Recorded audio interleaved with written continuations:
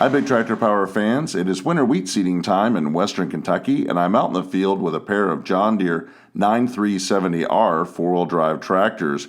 These 370 horsepower machines are pulling 270 bushel John Deere 1910 commodity carts and 40-foot wide 1890 air drills. They are no-tilling in the 2020 winter wheat crop following the 2019 corn harvest. Here in western Kentucky, a majority of the corn ground is rotated into winter wheat for the following year. When the wheat is harvested in June, then a second crop of soybeans is planted right into the winter wheat stubble. This rotation really allows the farms to maximize the use of their fields. In this video, you'll be able to watch these tractors using their satellite-guided John Deere Green Star system, making 80-foot swaths across the field, running side by side, and being able to loop around and make a 40-foot skip to allow the next tractor to fall right in behind. I'll also climb up in the cab of one of the 9370R tractors and see how it utilizes Green Star to plant the boundaries around the field on the headlands without the driver using the steering wheel. We'll also see this big 250 bushel seeder filled up with winter wheat, but first let's head out to the field so you can see and hear all the seeding action.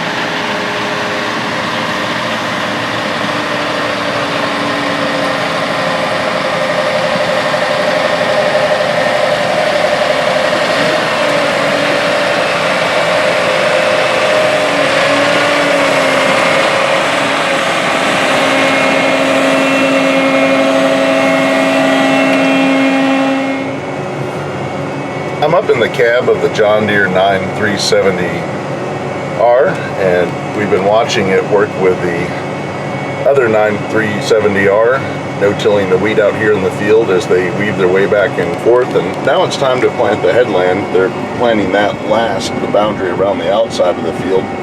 And the tractor's using GPS to actually steer the boundary. And you can see here on the monitor where it's mapped out to make that pass all the way around. You can see the operator doesn't have to steer the tractor.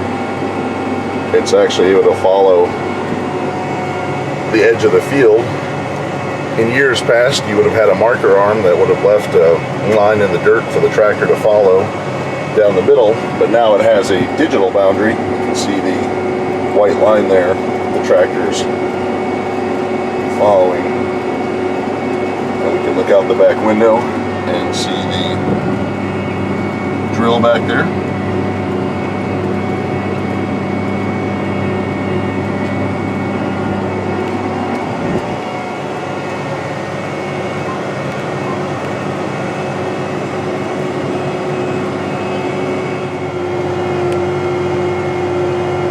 As the tractor makes its way around the boundary of the field, it's running at 6 miles per hour with a 40-foot drill, and that's a good speed to keep the row units in the ground and putting the seed in when they get back out on the center of the field. It's no-till, and the tractor runs at about 4.5 to 5 miles per hour. And that again just makes sure that there's good consistency in getting the seed in the ground. The farm works up the end rows to break up the compaction from all the turns and the grain carts, and then prefers to have no-till on the rest of the ground. This big tractor will cover around 250 acres a day. With two of them out here, they're covering just around 500 if everything's running smooth and there's wide open acres to work in.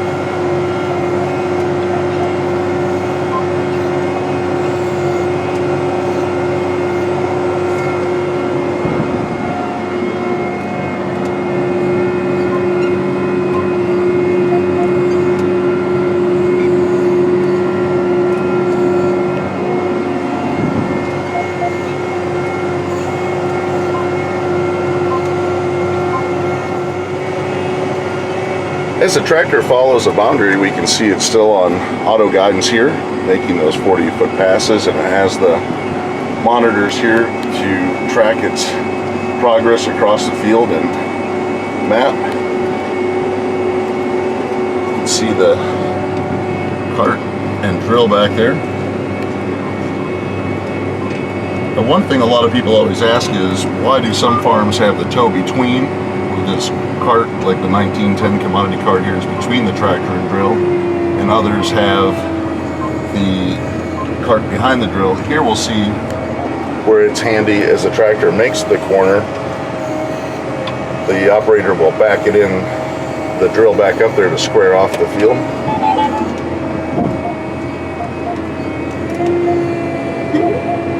So having the commodity cart between the tractor and drill makes this handy to make a perfect square on the boundaries.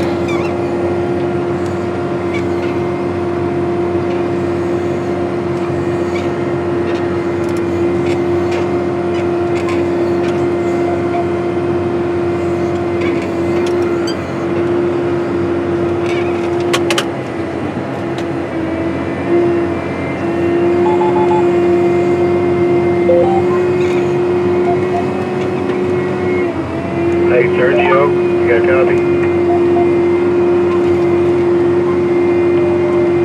And here we can see the tractor is back on course, steering itself. You might have noticed it's a little bit of a rainy day out in the field, and despite the wet weather, the tractors and seeders are still able to roll across the ground and get the seed planted. October in western Kentucky tends to be a rainy month, and the tractors and drills want to keep on rolling as long as possible, because the later in the month the seeding goes, you start to see a reduction in yield during harvest next year. Seeding can't begin until October 10th in western Kentucky because of a Hessian fly issue, and the flies are not a concern after the 10th of the month. Multiple rainy days in October is one of the reasons that when you're watching Big Tractor Power corn harvest videos from western Kentucky, you see the combines harvesting green leaf corn. The corn is dried down enough where the combine can harvest, but because they need to clear all these acres off to plant winter wheat, they want to get started as early as possible.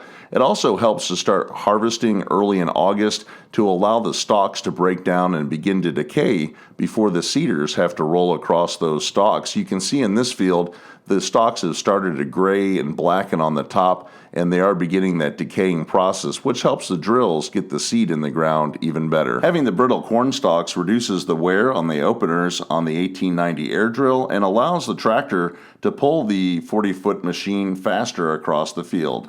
It's time to refill the John Deere 1910 commodity cart with winter wheat seed.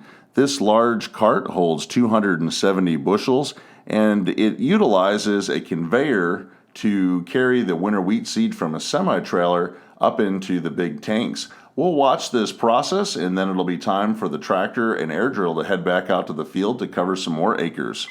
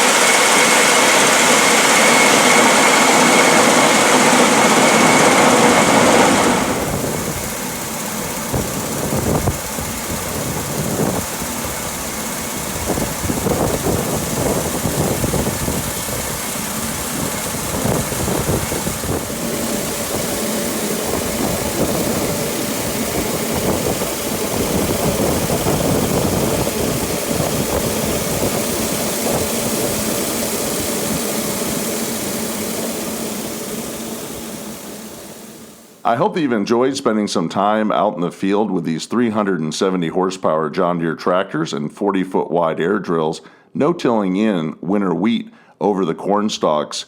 No-till farming began right here in western Kentucky back in 1962 in the town of Herndon, where a 5-acre field had the first crop of no-till corn planted. From that initial 5 acres 57 years ago, no-till farming has spread all over the world, and today, no-till corn, no-till soybeans, and no-till winter wheat are the standard in this region. I hope that you've enjoyed watching this video, and if you'd like to see more like this one, I hope you'll consider subscribing to Big Tractor Power YouTube. where there are over 1,000 videos of farm machines in action. Make sure to click on the notifications bell as well so you'll know when the next Big Tractor Power video is released. New videos are coming out almost every day from the channel. If you have any questions or thoughts about this video, please leave them in the comment section below as I try to respond to every post that is made.